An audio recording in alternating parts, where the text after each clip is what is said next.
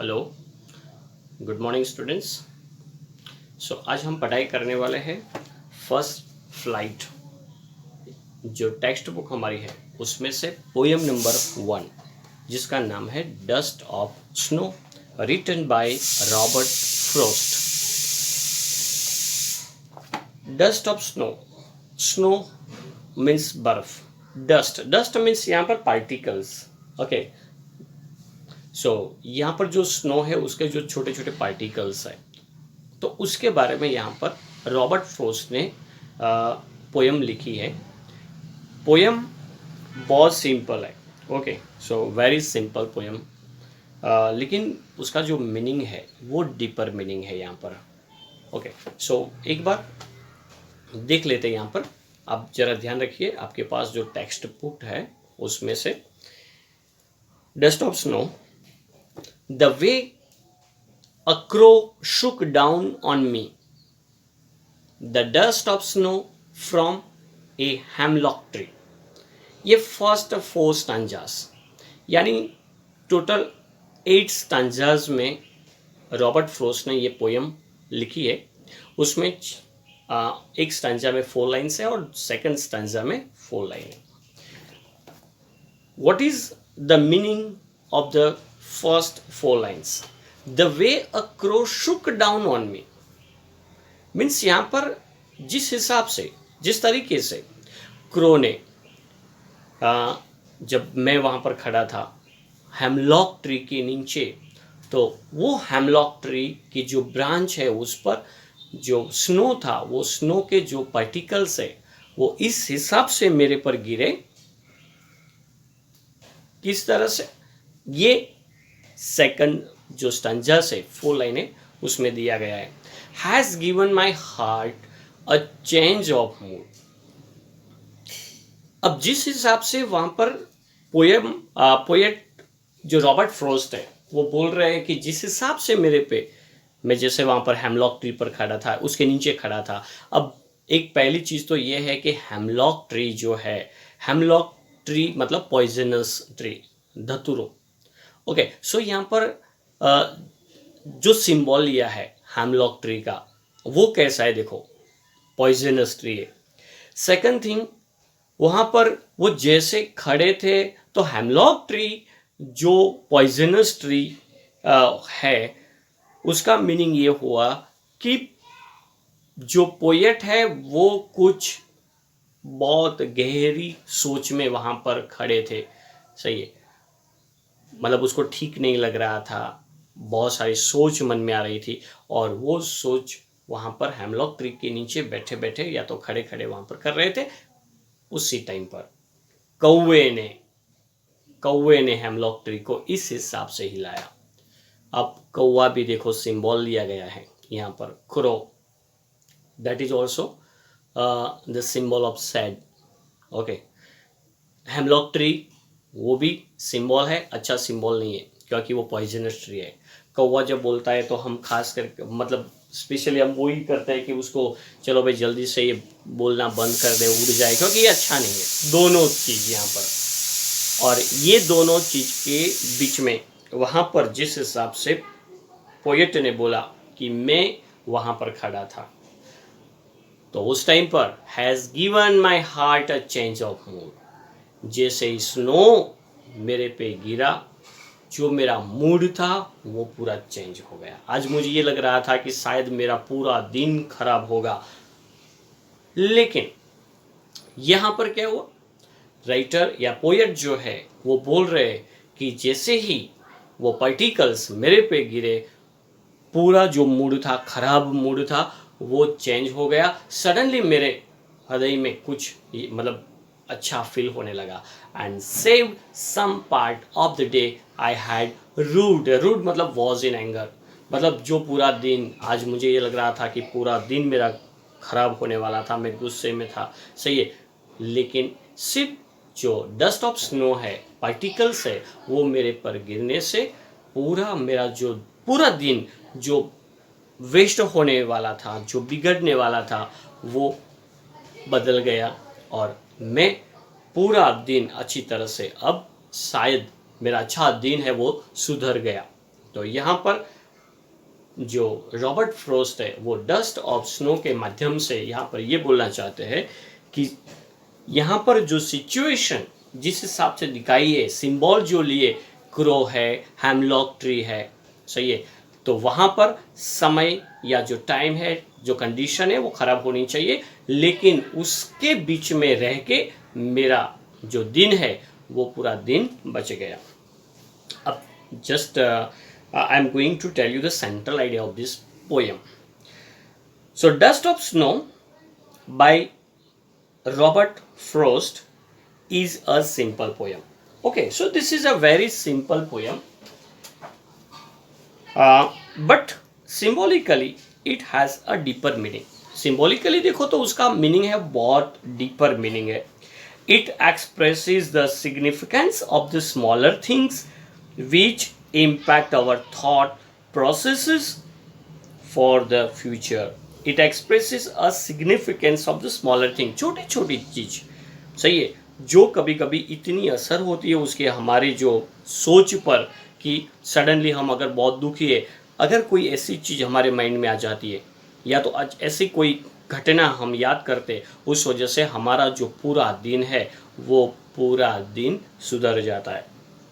The poet is standing under a hemlock tree. तो यहाँ पर ये पोएट्री में पोएट खुद बोल रहे हैं कि मैं एक हैमलॉक ट्री जो है पॉइजनस ट्री है उसके नीचे मैं खड़ा था. एंड इट इज स्नोइंग, और उस टाइम पर स्नो भी गिर रहा था, बर्फ गिर रही थी. It was snowing. Soon a crow sitting on the tree shakes it. और सडनली क्या होता है, ये जो पॉइजनस ट्री है उस पर जो कौवा बैठा है वो कौवा वो जो उसकी ब्रांच है उसको हिला रहा है. एंड दिस चेंजेस और and some flakes fall on the poet. और जो पोएट है उस पर फ्लैक्स, फ्लैक्स मीन्स पार्टिकल्स, जो डस्ट ऑफ स्नो है वो उस पर गिरते. And this changes his mood. और इस वजह से इससे उसका जो मूड है वो पूरा मूड चेंज हो जाता है. And spends the rest of the day far from being unhappy and sad. मतलब जो आज का दिन जो खराब बीतने वाला था वो दिन आज बहुत अच्छी तरह से अब उसका मतलब बच गया, पूरा दिन बच गया, जो खराब विचार में वो निकालने वाले थे. ओके, सो इन शॉर्ट यहाँ पर आयरनी भी है, मतलब कटाक्ष भी किया गया है. A contrast is seen between what is said and what is made. यहाँ पर जो कहा गया है, ओके, और इसका जो मीनिंग है ये दोनों के बीच में कॉन्ट्रास्ट है. क्योंकि हमें पता है कि भाई चलो कौवा है, हैमलॉक ट्री है, ये दोनों जो सिंबॉलिकली हम देखें तो ये दोनों दुख का एक सिंबल है. लेकिन यहाँ पर उनके बीच में रह के भी रॉबर्ट फ्रोस्ट जो पोएट है उसका पूरा दिन वो अच्छी तरह से चेंज हो जाता है या तो सुधर जाता है. So it is also between what appears to be true and what is the ultimate truth. मतलब जो रियल में जो लगता है जो सही है और जो दिखाई देता है कि, तो ये दोनों के बीच में यहाँ पर एक फर्क दिखाया गया. रू इज ऑल्सो अ हब. अब यहाँ पर आर यू ई सेकेंड स्टैंजा में फोर्थ लाइन लास्ट वन देखो तो आई हैड रूट. तो रू का मीनिंग यहाँ पर क्या है, हर्ब. हर्ब यानी एक औषधि, a plant use for the medicinal purposes in the medieval times. तो खास करके मेडिवियल टाइम में, मध्य युग में ये जो रू है उसका इस्तेमाल किया जाता था औषध के माध्यम से. Yet giving the poet much desired happiness. So medieval time. The irony is seen in the poets use of hemlock tree. अब आयरनी कहाँ पर है, एक तो हैमलॉक ट्री जो पॉइजनस ट्री है, एंड रू पॉजेसिंग पॉइजन. अब रू है वो क्या करता है, पॉजेसिंग द पॉइजन, वो भी तो एक औषधि है जिसके अंदर मतलब पॉइजन है. Yet giving the poet much desired happiness. फिर भी ये पॉइजनस होने के बावजूद भी यहाँ पर जो पोएट है वो पोएट को ज़्यादा हैप्पीनेस दे पाती है. ओके, सो यहाँ पर पूरा जो पोयम है वो पोयम ने पोयम को हमने अच्छी तरह से देख लिया है। अब यहाँ पर जो राइमिंग स्कीम है, वो राइमिंग स्कीम के बारे में अगर हम बात करें तो the way a crow Shuk down on me the dust of snow from a hemlock tree, ये जो 4 लाइन है उसका राइमिंग स्कीम क्या है? तो राइमिंग स्कीम के लिए क्या करना है, तो जो 2 स्टैंजास है, दोनों स्टैंजा को अलग अलग करो। सो फर्स्ट 4 लाइन देख लो। फर्स्ट स्टैंजा में क्रो, लास्ट वर्ड देखो लाइन का क्रो, तो क्रो मतलब ए। मी, उसके नीचे लास्ट वन देखो, सेकंड लाइन में लास्ट वर्ड क्या है? मी है। तो क्रो और मी ये दोनों अलग अलग है, मतलब क्रो ए, मी बी। स्नो, क्रो और स्नो दोनों सेम है, मतलब क्रो ए है तो स्नो भी ए, मतलब ए बी ए, और मी और ट्री दोनों का राइमिंग सेम है, यानी क्रो और स्नो ये दोनों का राइमिंग सेम है और मी और ट्री का सेम है, मतलब यहां पर राइमिंग होता है ए बी। क्लियर? ओके, चलो अब इनमें से जो मोस्ट इंपॉर्टेंट क्वेश्चन है वो क्वेश्चन तो खास करके where do you think the poet was, where do you think the poet was and what happened to him, what happened to him. चलो आपके हिसाब से पोएट कहाँ थे और उनके साथ क्या हुआ? तो पोयम आपने देखी है, अब पता चलना चाहिए आपको। The poet was once under a hemlock tree. कहाँ पर थे? हेमलॉक ट्री के नीचे थे। And he was in a sad mood, आज वो बहुत सैड मूड था उनका। The weather was very cold, कैसे पता चला कि वेदर कोल्ड था? तो यहाँ पर बोला गया है कि इट वॉज स्नोइंग, बर्फ गिर रही थी, इसका मतलब weather was very cold. It had been snowing, soon a crow came, और इतने में ही एक कौवा आया। It shook the dust of snow on the poet, और उसने क्या किया? पोएट पर वो जो स्नो था, डस्ट ऑफ स्नो है, वो डस्ट ऑफ स्नो गिराया। And this signal a change of mood to him, और इस वजह से जो पोएट है, वो पोएट का जो मूड है वो पूरा मूड चेंज हो जाता है। What is the poet trying to convey through this poem? क्या मैसेज है? रॉबर्ट फ्रोस्ट का क्या मैसेज है ये पोएम के through? So the poet is trying to convey a thing.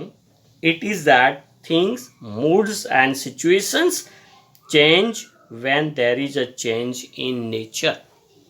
मतलब जब नेचर में बदलाव आता है, चेंज आता है, तो ऑटोमेटिकली हमारे मन की जो सिचुएशन है, व्यथा है, या तो जो भी सिचुएशन है, जो मूड होता है, वो सडनली नेचर के हिसाब से चेंज होता है। यहाँ पर आपने देखा कि जो पोएट है वो पोएट बहुत दुखी होके हेमलॉक ट्री के नीचे खड़े रहते। अब हेमलॉक ट्री जो पॉइजनस ट्री के नीचे जाके खड़े रहते हो तो इसका मतलब अच्छा तो आप सोच ही नहीं सकते हो। और फिर भी वहाँ पर जैसे ही स्नो गिरना स्टार्ट हो गया, या तो कौवे ने जैसे स्नो गिराया उस पर, सडनली उसका मूड चेंज हो गया। So is a change in the nature. He also wants to say that the nature has answers to all the human problems. देखो यहाँ पर पोएट क्या बोलना चाहते हैं? He also wants to say that the nature has the answers to all human problems. इंसान के जितने भी प्रॉब्लम से समस्या है उसका समाधान नेचर के पास है। One needs to see these only. बस हमें सिर्फ उनकी ज़रूरत है, नेचर को सपोर्ट करने की ज़रूरत है। या तो जैसे जैसे नेचर चेंज होता है उस हिसाब से हमारा मूड है वो भी यहाँ पर चेंज हो जाता है। Okay, so here we completes this poetry, and in next lecture when we will meet poem number 1B. 1B, the name of that poem is Fire and Ice, that will be taught to you. That is also written by Robert Frost. Okay, so thank you. और इनके जितने भी question है text book में वो compulsory आपको exercise करनी है। Thank you.